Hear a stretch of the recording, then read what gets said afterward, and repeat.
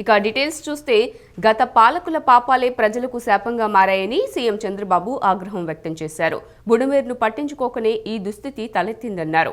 బాధితులను ఆదుకోకపోగా ప్రభుత్వంపై వైఎస్ఆర్సీపీ బురద జల్లుతోందని మండిపడ్డారు.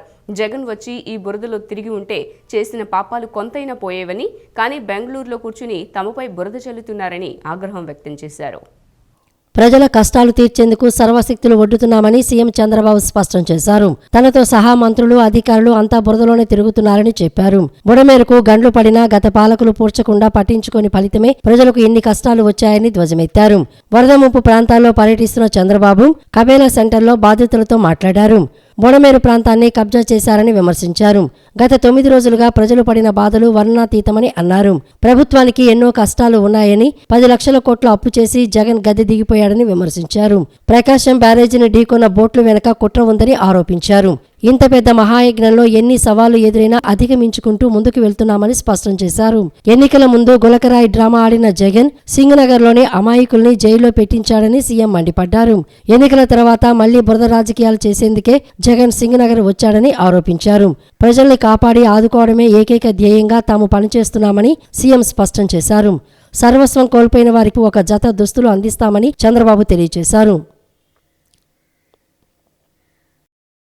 11,20,000 క్యూసెక్స్ నీళ్లు వస్తూ ఉంటే ఆ స్పీడ్లో వచ్చి ప్రాజెక్టు గుద్దే పరిస్థితికి వచ్చింది. అదే గాని కాలంను కొట్టుంటే ఆ కాలం గాని తిరిగిపోయి ఉంటే ప్రాజెక్టే వెళ్ళిపోయేది.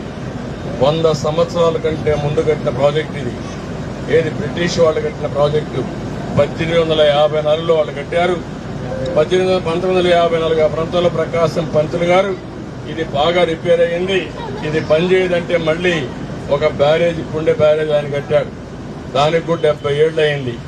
170 ఏళ్ల కొరకు కట్టిన ప్రాజెక్టు ఈ ప్రాంత అభివృద్ధి కోసం పనిచేసే ప్రాజెక్ట్ ని ఇండియాలనుకుందరు నాకైతే తెలియదు. కానీ ఒకవేళ వాళ్ళకి బోట్స్ ఉంటే దాన్ని కాపాడుకోవాలి, ఇంట్లో కట్టేసుకోవాలా, లేకుంటే ఆ లంగర్లు వేసుకొని గట్టిగా నిలబెట్టుకోవాలా.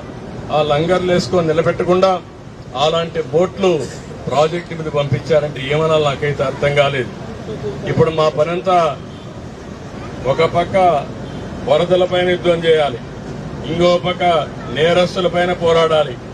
కళ్ళు తెరిచి కళ్ళు మూసుకుంటే ఏం చేస్తారో తెలియదు వీళ్ళు. మీకు అన్యాయం చేయడం కోసం అన్ని విధాలా ప్రయత్నం చేస్తున్నారు. నేను మీకు న్యాయం చేయడం కోసం నేను ప్రయత్నం చేస్తామంటే మా ఆఫీసర్లు వచ్చి ఇంత కష్టపడతామంటే వాళ్ళు కూడా వచ్చి చేసిన పాపాలు కొంతవరకైనా కడుక్కునే విధంగా మీ దగ్గరికి రావాల్సింది. కనీసం బురదలో తిరిగితే కొంచెమైనా వాళ్ళు కూడా భగవంతుడు కరుణిస్తాడు. కానీ బురదలో వచ్చి రాకుండా ఎక్కడో బెంగళూరులో ఒకరు కూర్చొని మన మీద బురదేసే పరిస్థితికి వస్తున్నారు. ఇవి తలుచుకుంటే చాలా బాధేస్తుంది. ఇలాంటి వాళ్ళు కూడా రాజకీయాల్లో ఉన్నారా అని మొట్టమొదటిసారి చూస్తున్నా. 50 సంవత్సరాల తర్వాత 45 ఏళ్లు చూశాను. ఎవ్వరు కూడా వీలైతే సహాయం చేసేవాళ్ళు, వీలు కాకపోతే నోరు మూసుకొని ఉండేవాళ్ళు. కానీ వీళ్ళు అడ్డం పడడం మాత్రం చాలా దుర్మార్గం. మీరందరూ కూడా తాత్కాలికంగా మీకు కొంచెం ఒకరిద్దరికి అందకపోయినా సకాలంలో ఈ పెద్ద యజ్ఞంలో కొన్ని చిన్న చిన్న సమస్యలు వస్తూ ఉంటాయి. కానీ ఈరోజు మాత్రం మీ ఇంటికి నేరుగా బియ్యం కానీ డ్రై ఫుడ్ కానీ మీ ఇంటికే పంపిస్తున్నాం, ఇంటింటికి పంపిస్తున్నాం. దాంట్లో ఏం కూడా అదే మా 8 వ్యాన్లు వచ్చాయి, ఇంటింటికి ఇస్తాం. రెండోది ఇది అయిన తర్వాత ఈ రోజు నుంచి మీ ఇండ్లన్నీ కూడా ఎన్యూమరేట్ చేయమంటున్నాను. ఏలేరు ముంపు ప్రాంతాల్లోని ప్రజలను సురక్షిత ప్రాంతాలకు తరలించాలని డిప్యూటీ సీఎం పవన్ కళ్యాణ్ అన్నారు. కాకినాడ జిల్లా పుటాపురం నియోజకవర్గంలో ఏలేరు వరద ప్రభావిత ప్రాంతంలో పవన్ కళ్యాణ్ పర్యటించారు. ఏలేరు రిజర్వాయర్ పరిస్థితిపై కలెక్టర్తో మాట్లాడుతూనే ఉన్నానని తెలిపారు. ఏలేరు వరద బాధితులను ఆదుకుంటామని పవన్ కళ్యాణ్ భరోసా ఇచ్చారు. ఏటా ముంపునకు కారణమవుతున్న ఏలేరు ప్రాజెక్టు ఆధునీకరణ పనులు చేపడతామని డిప్యూటీ సీఎం పవన్ కళ్యాణ్ తెలిపారు.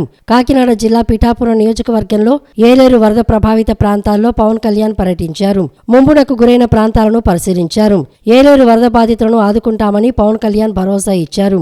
వైఎస్ఆర్సీపీ హయాంలో ముంపు ప్రాంతాల్లో పేదలకు ఇళ్లు కట్టించారని విమర్శించారు. ఏలేరు రిజర్వాయర్ పరిస్థితిపై కలెక్టర్తో మాట్లాడుతూనే ఉన్నారని అన్నారు.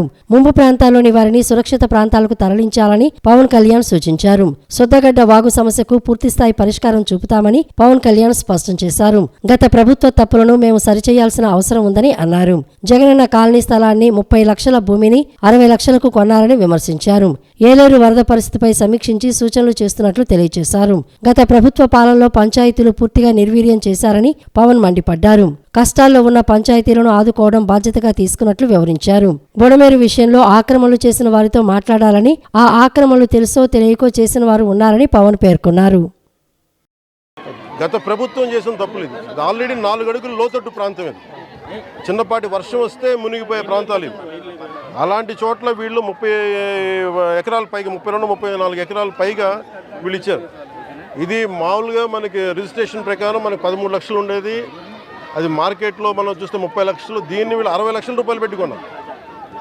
సో ఇది జగనన్న కాలనీ అనేది గత ప్రభుత్వం చేసింది ఎన్ని వందల కోట్ల వేల కోట్ల తేల్చి మన క్యాబినెట్ మీటింగ్లో తేల్చి చెప్పాలి. అన్ని మొత్తం కూర్చున్న దాని మీద వర్కౌట్ చేస్తున్నాం. దాంట్లో భాగంగా చూస్తే 30 లక్షలు మార్కెట్ రేట్ ఉండగా 60 లక్షలు పెట్టుకున్నారు. అది లోతట్టు ప్రాంతం. ఎవరు ఈ రోజుకి 10% మించి ఎవరు మనకి లబ్ధిదారులు లోపలికి రాలా. దాన్ని బట్టి మీకు అర్థం చేసుకోవచ్చు. ఇలాంటి చోట్ల ఇప్పుడు ప్రత్యేకంగా ఛాలెంజ్ చేసి వీళ్ళు చేసిన తప్పుల్ని మేము కవర్ చేయాలి. వీళ్ళు ఇచ్చేశారు, ఆ తప్పుల్ని కవర్ చేయాలి. వాళ్ళకి ఇన్ఫ్రాస్ట్రక్చర్ ఏదైతే అవసరాలో ఇన్ఫ్రాస్ట్రక్చర్ డెవలప్ చేయాలి. ఇది ఇప్పుడు అలా కాదు. ఇప్పుడు మీరు ఏలేరు ఆధునీకరణకి వీటన్నిటికీ మీకు నిధులు కొరత, అంతే కదా. అందుకని మనం చేయాల్సింది ఏంటంటే నేల కోసం పనిచేసిన నాయకుల పేర్లు పెడితే మంచిది. అదే మన జాతీయ నాయకులు చాలా మంది ఉన్నారు, రాష్ట్ర స్థాయి నాయకులు ఉన్నారు, పిఠాపురం మహారాజు గారు ఉన్నారు. అలాంటి గొప్ప మహానుభావుల పేర్లు పెడితే మంచిది. మేము నిజంగా అలాంటివి కోరుకుంటాం.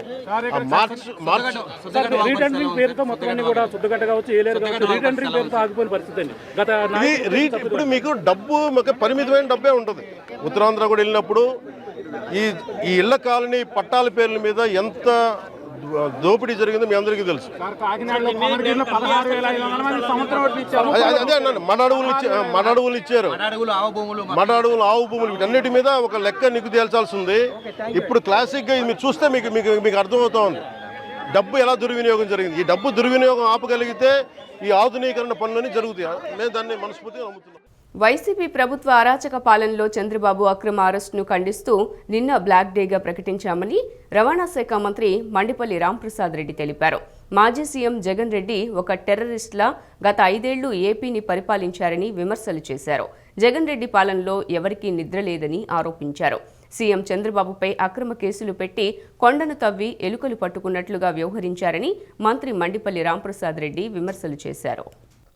రవాణా శాఖ మంత్రి మండిపల్లి రాంప్రసాద్ రెడ్డి టీడీపీ కార్యాలయంలో నిన్న విలేకరుల సమావేశం నిర్వహించారు. సమావేశంలో ఆయన మాట్లాడుతూ అక్రమంగా చంద్రబాబును 53 రోజులు జైల్లో పెట్టారని అన్నారు. 3,000 కోట్ల మోసం అంటూ 30 పైసలు కూడా బయటపెట్టలేకపోయారని ఎద్దేవా చేశారు. జగన్ రెడ్డి తన తప్పులను కప్పిపుచ్చుకోవడానికి ఎవరి మాన ప్రాణాలనైనా తీస్తారని ఆరోపించారు. నాడు పోలీసు వ్యవస్థను అడ్డం పెట్టుకుని చట్టాన్ని చుట్టంలా వాడుకున్నారని మంత్రి మండిపల్లి రాంప్రసాద్ రెడ్డి విమర్శించారు. నేడు పచ్చకామెర్లోడికి లోకమంతా పచ్చగా కనిపించినట్లు బెంగళూరులో కూర్చొని జగన్ పచ్చి అబద్ధాలు మాట్లాడుతున్నారని ఆరోపించారు.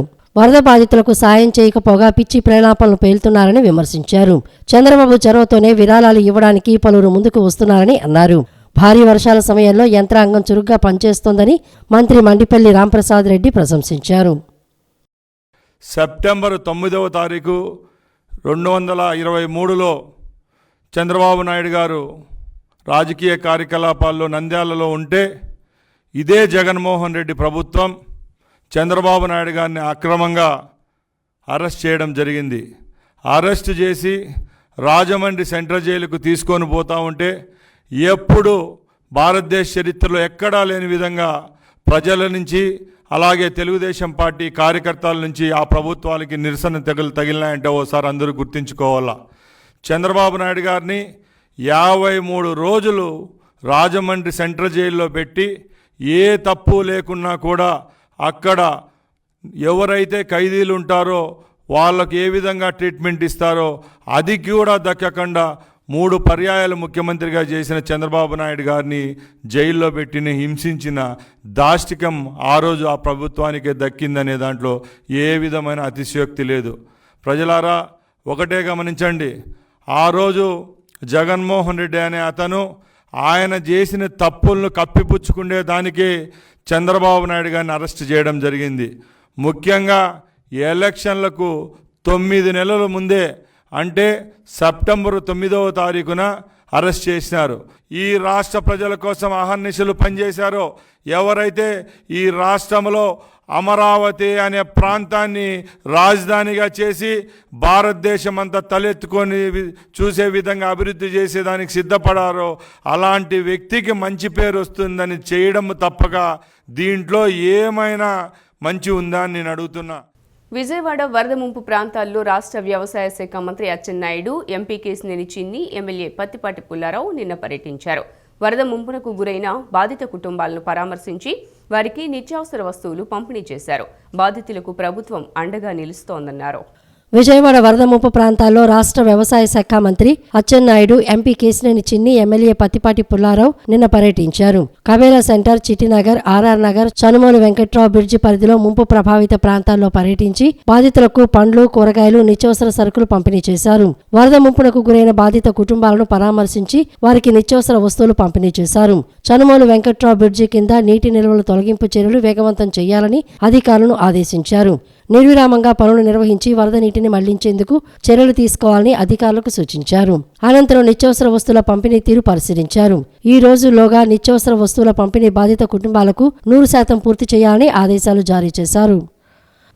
విజయవాడ ఎంపీ కేశినేని శివనాథ్, గన్నవరం ఎమ్మెల్యే యార్లగడ్డ వెంకట్రావు రాష్ట్ర గవర్నర్ అబ్దుల్ నజీర్ను రాజ్భవన్లో మర్యాదపూర్వకంగా కలిశారు. ఈ సందర్భంగా గవర్నర్కు వారు పుష్పగుచ్చాన్ని అందజేశారు. బుడమేరు కారణంగా సంభవించిన వరద పరిస్థితులను గవర్నర్కు వివరించారు. విపత్తు నుండి వరద ప్రభావిత ప్రాంతాలను సాధారణ స్థితికి తీసుకువచ్చేందుకు ముఖ్యమంత్రి నారా చంద్రబాబు నాయుడు చేస్తున్న కృషిని, కష్టపడుతున్న తీరును వివరించారు. ఈ కార్యక్రమంలో ఏసీఐ కార్యదర్శి సానా సతీష్ పాల్గొన్నారు. విజయవాడలో వరద బాధితులకు పశ్చిమ గోదావరి జిల్లా పడమర విప్పరు గ్రామంలోని శ్రీ విద్యానికేతన్ పాఠశాల విద్యార్థులు విరాళమిచ్చారు. వారి పాకెట్ మనీని విరాళంగా ఇస్తున్న వీడియోను సీఎం చంద్రబాబు ఎక్స్లో పోస్ట్ చేశారు. చిట్టి చేతులు పెద్ద సహాయం చేశాయంటూ ప్రశంసించారు. ఆ వీడియో తనకు ఎంతో సంతోషాన్నిచ్చిందన్నారు. విద్యార్థులకు ఉన్నత విలువలు నేర్పుతూ స్కూల్ యాజమాన్యాన్ని సీఎం అభినందించారు.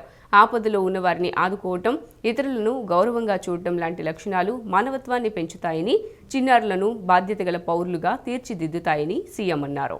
వరద ప్రభావిత ప్రాంతాల్లో చేపడుతున్న సహాయక చర్యల్లో నిర్లక్ష్యం, బాధ్యతారాహిత్యంతో వ్యవహరించినట్లు ఫిర్యాదు వచ్చిన నేపథ్యంలో విజయవాడ 259వ వార్డు సచివాలయం వీఆర్ఓ పి జయలక్ష్మికి షోకాజు నోటీసులు ఇచ్చినట్లు జిల్లా కలెక్టర్ డాక్టర్ సృజన తెలిపారు.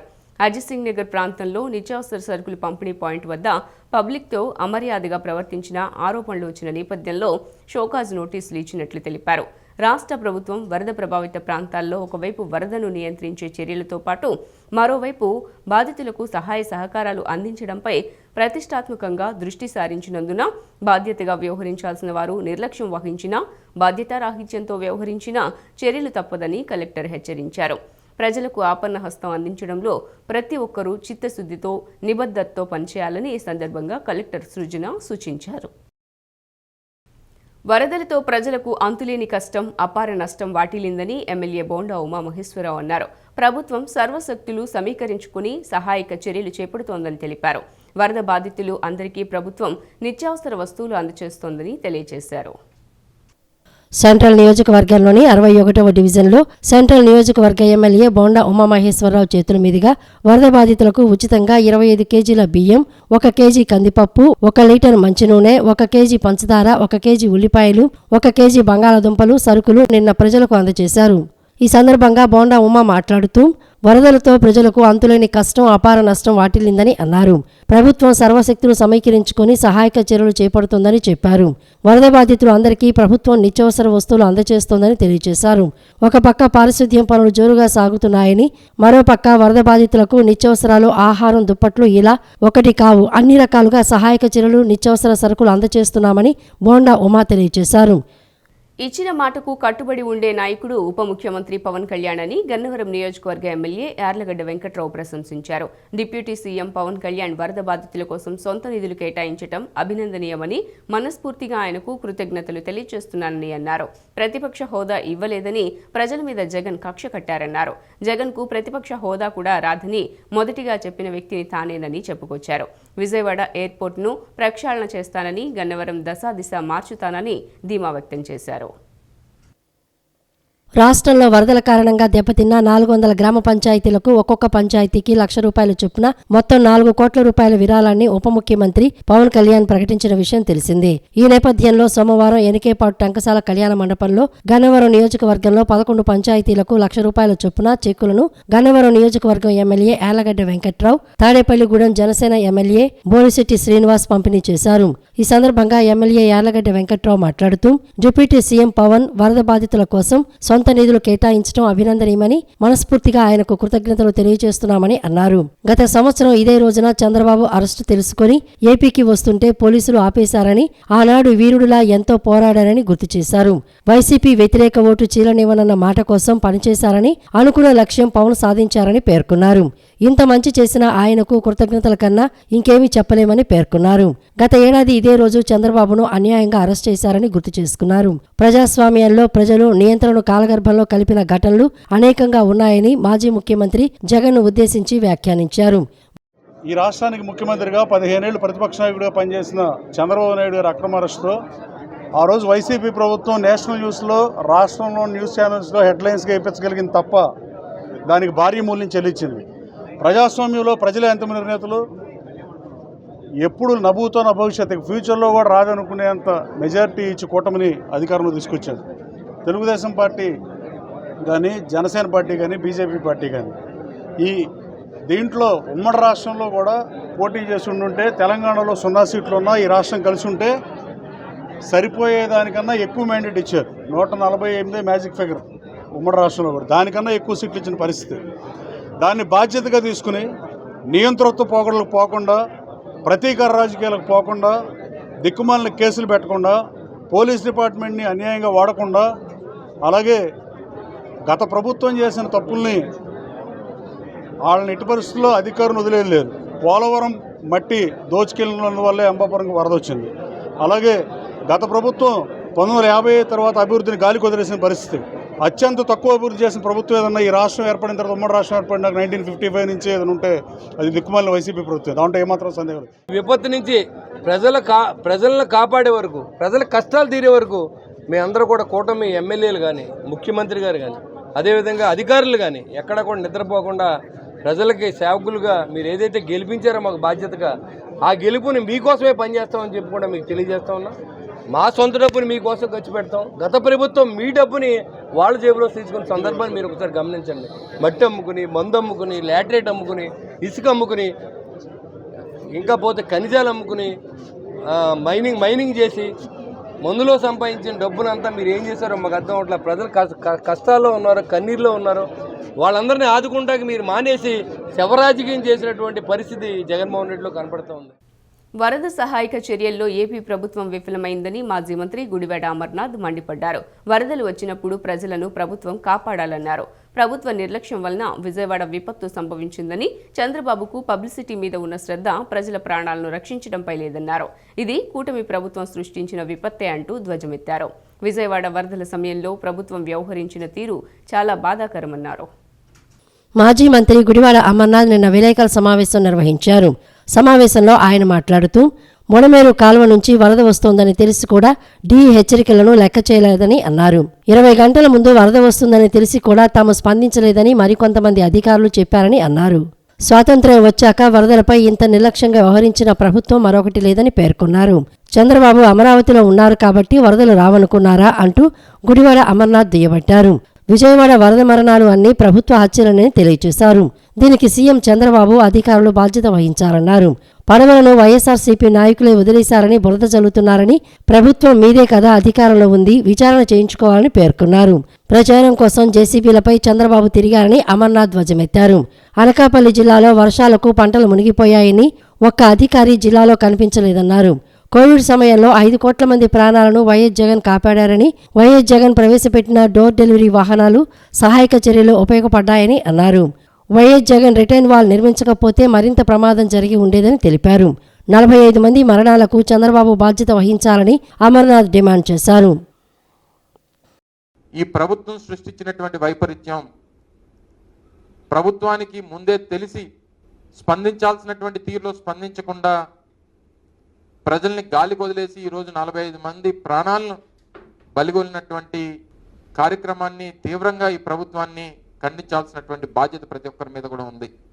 వారు చెప్పినటువంటి కొన్ని విషయాలు, ఎందుకంటే గడిచినటువంటి 10 రోజులుగా రాష్ట్ర ముఖ్యమంత్రి గారు రాత్రనక పగలనక మధ్యాహ్నం అనక సంబంధం లేకుండా అనేక పత్రికా సమావేశాలు పెడతా ఉన్నారు. ఏ ఒక్క సందర్భంలో కూడా వారు మాకు ముందే తెలిసినా మేము దీన్ని సరైనటువంటి రీతిలో ఎందుకు మీరు స్పందించలేదంటే దానికి సమాధానం, వరద బాధితులకు ఇంటింటికి వెళ్లి నాణ్యమైన భోజనం అందించడంలో ప్రభుత్వం విఫలమైందని సిపిఎం రాష్ట్ర కార్యదర్శి వర్గ సభ్యులు సిహెచ్ బాబురావు తెలిపారు. నాణ్యత లేని ప్రభుత్వ భోజనంతో వరద బాధితులు విసిగిపోయారన్నారు. ప్రభుత్వం చేయలేని పనిని సిపిఎం నిబద్ధతతో ప్రజలకు ఆహారం అందిస్తోందని తెలిపారు. సిపిఎం కేంద్రాల్లో సరఫరా చేస్తున్న భోజనం తిని ప్రజలు ఆనందం వ్యక్తం చేస్తున్నారని తెలిపారు. విజయవాడలో బొడమేరు వరద ముంపు బాధితుల కోసం సిపిఎం ఆధ్వర్యంలో 6 చోట్ల భోజనం పంపిణీ కేంద్రాలను ఏర్పాటు చేశారు. వరద బాధితులకు భోజనం అందించేందుకు new Rajarajeshwaripeta, Ajit Singh Nagar, Krishna hotel centre, Pipula road, Vambay colony, పశ్చిమ నియోజకవర్గంలోని ఊర్మిళ సుబ్బారావు నగర్లో వరద బాధితులకు భోజనం పెడుతున్నారు. ఈ సందర్భంగా సిపిఎం రాష్ట్ర కార్యదర్శి వర్గ సభ్యులు సిహెచ్ బాబురావు మాట్లాడుతూ, గత 5 రోజుల నుండి మొగల్రాజపురం కొండ చర్యలు విరిగిపడిన ప్రాంతాల్లో బాధితులకు భోజనం పంపిణీ సహాయ శిబిరం సాగుతోందన్నారు.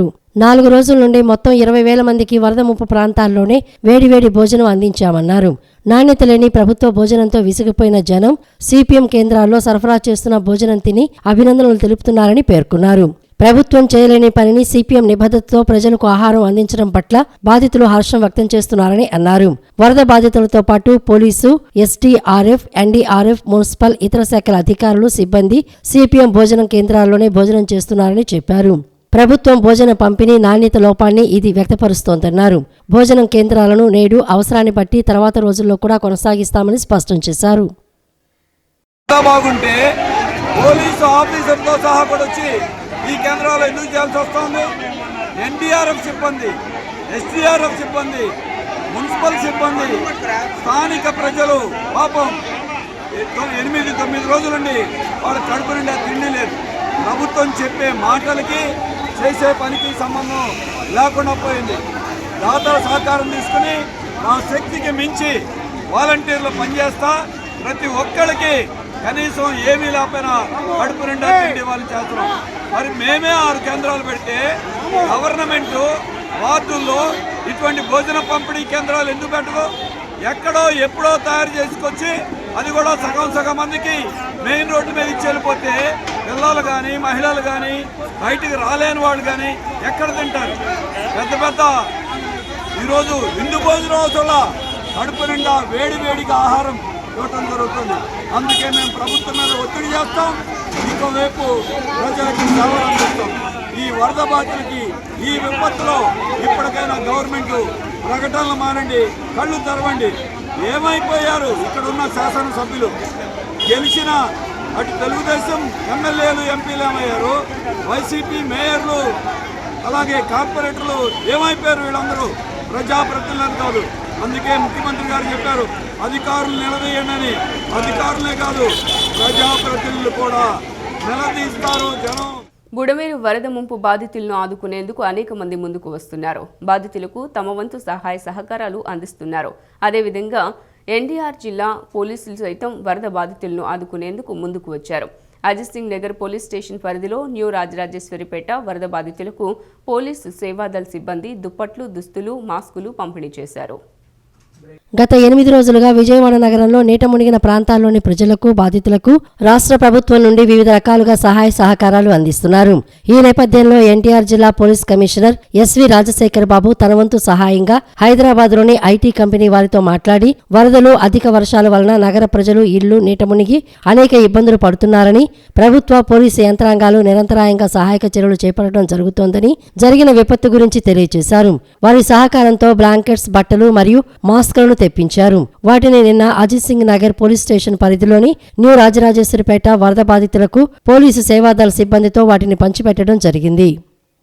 వరద ప్రభావిత ప్రాంత ప్రజలకు ఆపన్న హస్తం అందించేందుకు లీడ్ బ్యాంక్ యూబీఐ ముందుకు వచ్చింది. విజయవాడ సెంట్రల్ నియోజకవర్గం సింగనగర్, శాంతినగర్ కాలనీలో వరద ప్రభావిత ప్రజలకు దుస్తులు, నిత్యావసర సరుకులతో కూడిన కిట్లను నిన్న అందించారు. వరద ప్రభావిత ప్రాంత ప్రజలకు ఆపన్న హస్తం అందించేందుకు లీడ్ బ్యాంక్ యూబీఐ ముందుకు వచ్చింది. విజయవాడ సెంట్రల్ నియోజకవర్గం సింగనగర్, శాంతినగర్ కాలనీలో వరద ప్రభావిత ప్రజలకు దుస్తులు, నిత్యావసర సరుకులతో కూడిన కిట్లను నిన్న అందించారు. యూబీఐ విజయవాడ జోనల్ కార్యాలయం ఆధ్వర్యంలో ఎంపీ కేశినేని శివనాథ్, విజయవాడ సెంట్రల్ నియోజకవర్గ శాసనసభ్యులు Bonda Umamaheswararao, zonal head CVN Bhaskarrao చేతుల మీదుగా 500 కుటుంబాలకు ప్రత్యేక కిట్లను అందించడం జరిగింది.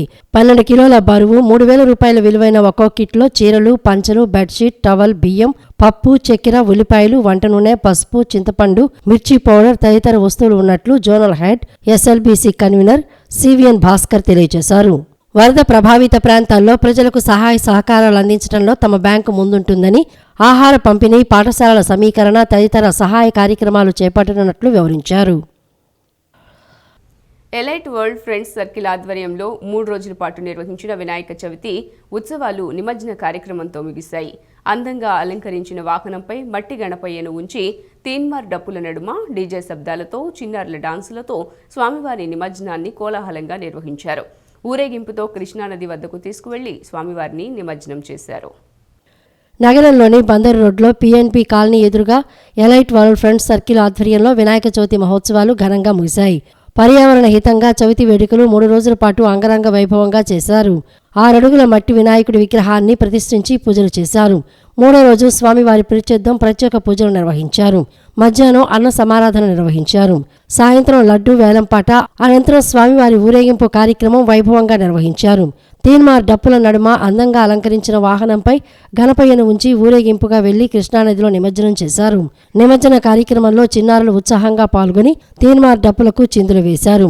ఈ సందర్భంగా ఎలైట్ వరల్డ్ ఫ్రెండ్స్ సర్కిల్ సభ్యులు ఎలైట్ గోపి, సాయి మేధ విద్యా సంస్థల director Majjiga Balakrishna, VXL IT solutions director R Siva మాట్లాడుతూ గత 2 సంవత్సరాలుగా వినాయక చవితి వేడుకలను నిర్వహిస్తున్నట్లు తెలిపారు.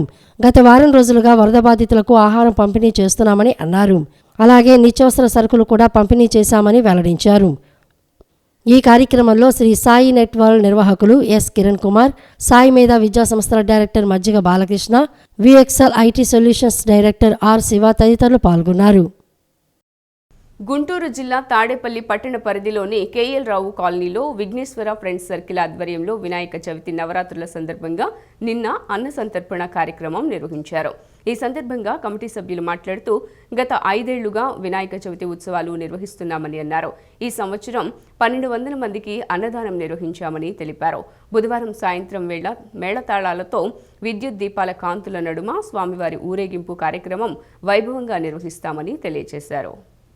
అరుదైన అబ్డామినల్ అయోర్బా ఎన్యూరిజం సమస్యకు ఎండోవాస్కులర్ చికిత్స చేసి ఒడిశాకు చెందిన వ్యక్తికి ప్రాణాపాయం కలగకుండా రక్షించారు అను హాస్పిటల్ వైద్యులు.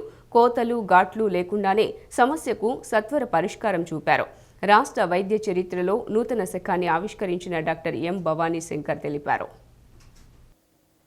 అత్యాధునిక వైద్య సేవలను ప్రజలందరికీ అందించాలనే లక్ష్యంతో కృషి చేస్తున్న అను హాస్పిటల్స్ నందు ఇటీవల అత్యంత సంక్లిష్టమైన అరుదైన చికిత్సను నిర్వహించారు. విపరీతమైన కడుపు నొప్పితో బాధపడుతున్న ఓ వ్యక్తికి ఎటువంటి కోతలు, ఘాట్లు లేకుండా అత్యాధునిక ఎండోవాస్కులర్ విధానంలో చికిత్సను అందించారు. అను హాస్పిటల్స్ నందు నిర్వహించిన ఈ అత్యాధునిక చికిత్స గురించి తెలియజేసేందుకు సోమవారం మీడియా సమావేశం ఏర్పాటు చేశారు. సూర్యారావుపేటలోని అను హాస్పిటల్స్ నందు జరిగిన ఈ సమావేశంలో Anu group of hospitals chairman doctor G Ramesh మాట్లాడుతూ అత్యాధునిక విధానంలో చికిత్సను అందించి తమ హాస్పిటల్స్ కీర్తి ప్రతిష్టలను ఎనుడింపచేసిన డాక్టర్ భవానీ శంకర్కు అభినందనలు తెలియజేశారు.